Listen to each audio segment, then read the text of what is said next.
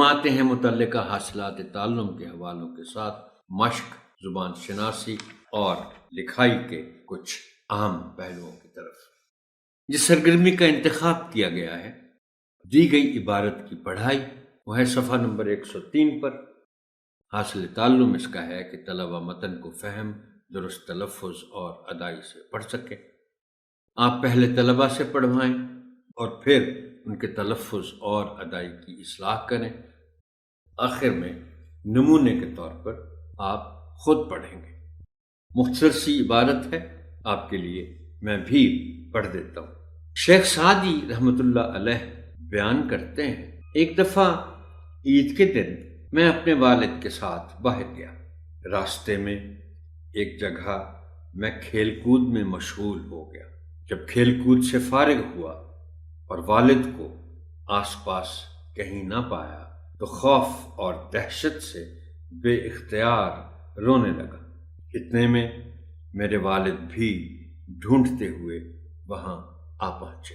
انہوں نے میرے کان اینٹھے اور جھڑک کر کہا کہ بیوقوف بچے، میں نے تجھے کئی بار سمجھایا ہے کہ میرا دامن کبھی نہ چھوڑنا۔ جو بزرگوں کا دامن چھوڑ دیتے ہیں وہ اسی طرح روتے ہیں۔ محترم ٹیچر، میں نے ایک خاص مقصد کے تحت خود اس عبارت کو پڑھنے کا انتخاب کیا تھا۔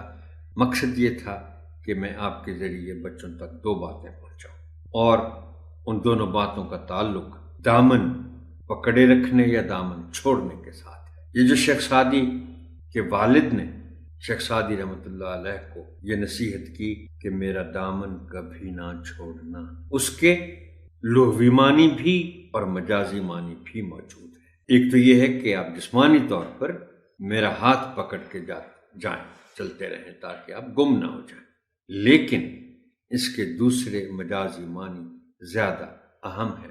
آپ بچوں کو بتائیے گا کہ بزرگوں کا دامن تھام کر رکھتے ہیں، یعنی ان کی صحبت میں بھی بیٹھتے ہیں، ان کی باتیں سنتے ہیں جو عقل و شعور سے بھرپور ہوتی ہیں، اور ان کے مشورے کے ساتھ چلتے ہیں۔ جو ایسا نہیں کرتے انہیں کبھی نہ کبھی رونا ضرور پڑتا ہے۔